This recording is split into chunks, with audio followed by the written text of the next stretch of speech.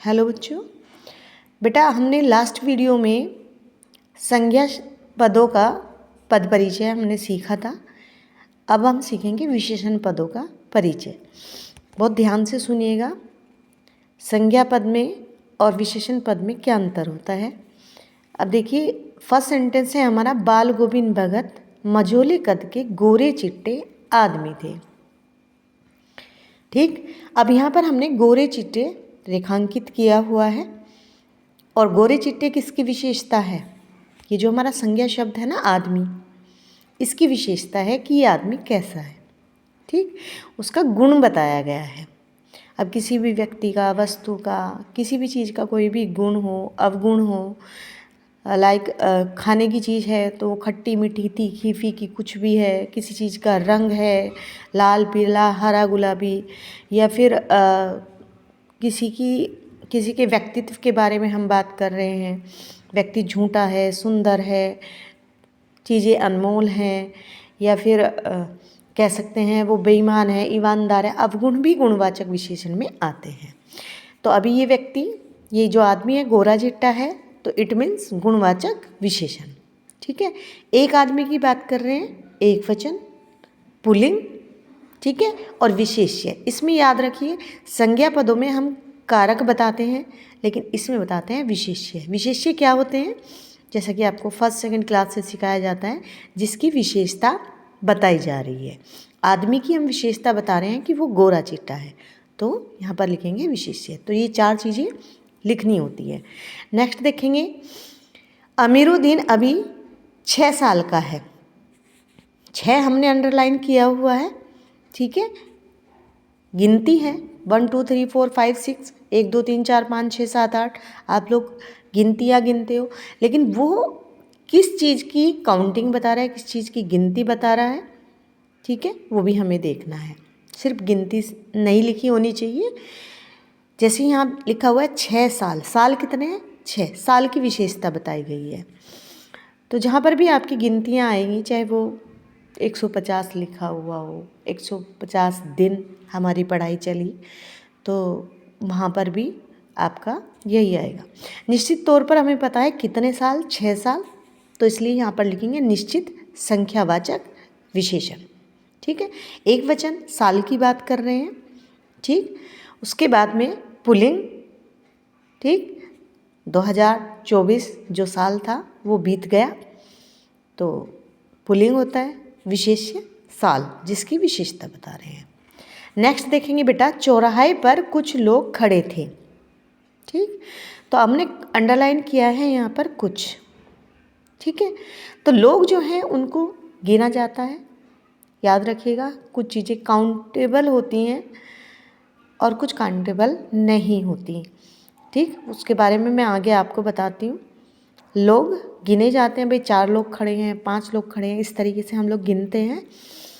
तो लेकिन इसकी निश्चित संख्या यहाँ पर नहीं लिखी हुई है, इसलिए यहाँ पर लिखेंगे अनिश्चित संख्यावाचक विशेषण। ठीक है, बहुवचन, काफ़ी लोग खड़े हैं, तो बहुवचन लिखेंगे, पुल्लिंग। ठीक है, विशेष्य लोग।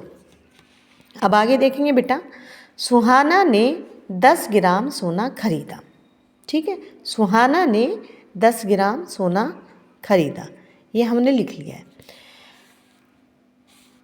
अब 10 ग्राम क्या है? सोना है। ठीक, अब हमने इसका परिचय दिया है, व्याकरणिक परिचय, निश्चित परिमाण वाचक विशेषण। परिमाण का मतलब होता है किसी चीज़ को जिनको हम नाप तोल सकते हैं, नापना तोलना। ठीक है, अब सोना है, सोना आप ऐसे तो नहीं लेते हो कि 4 सोना चाहिए, 5 सोना चाहिए, नहीं, उसको तोल में लेते हैं, तोल कर लेते हैं, तो इसलिए हमने लिखा 10 ग्राम सोना। ठीक, अब 10 ग्राम यानी नापना तोलना की बात हो गई है। ठीक है, या तो केजी में लेते हैं, ग्राम में लेते हैं। सोने की विशेषता है 10 ग्राम, और निश्चित तौर पर पता है हमें कितना हमने सोना लिया है, इसलिए निश्चित परिमाणवाचक विशेषण। एक वचन, पुल्लिंग, सोना खरीदा, पुल्लिंग, विशेष्य सोना। ठीक है, सोने की विशेषता बताई जा रही है।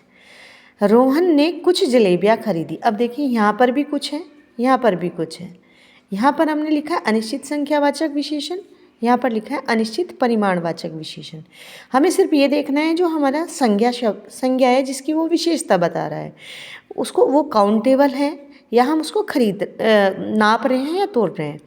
जलेबी आप 4 जलेबियाँ 5 जलेबियाँ ऐसे तो नहीं खरीदते हो, आप खरीदते हो कि आधा किलो जलेबियाँ दे दीजिए या 1 किलो जलेबियाँ दे दीजिए, तो ये वजन में खरीदी जाती हैं, तो इसलिए ये परिमाणवाचक विशेषण होगा। निश्चित तौर पर हमें नहीं पता कितनी खरीदी है, इसलिए अनिश्चित परिमाणवाचक विशेषण।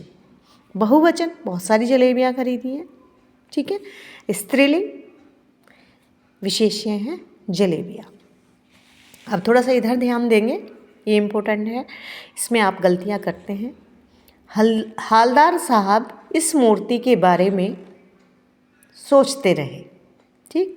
इस हमने अंडरलाइन किया हुआ है, इसका हमने पद परिचय दिया है सार्वनामिक विशेषण, ठीक है। इसको संकेतवाचक विशेषण भी कहते हैं। एक वचन, एक मूर्ति की बात हो रही है, स्त्रीलिंग, विशेष्य मूर्ति।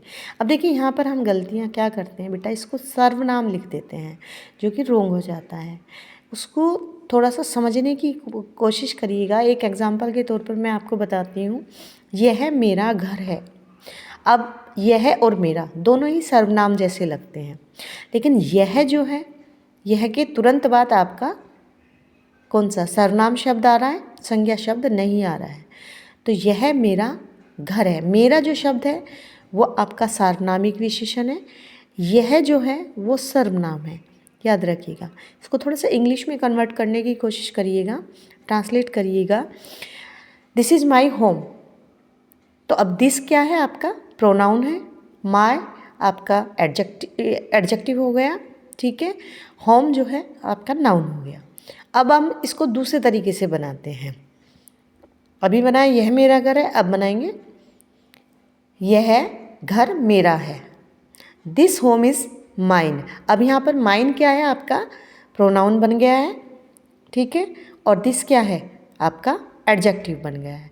तो थोड़ा सा इसको ध्यान दीजिएगा, ठीक है। तो अभी इसी तरीके से आप विशेषण शब्दों का परिचय दीजिएगा। Thank you.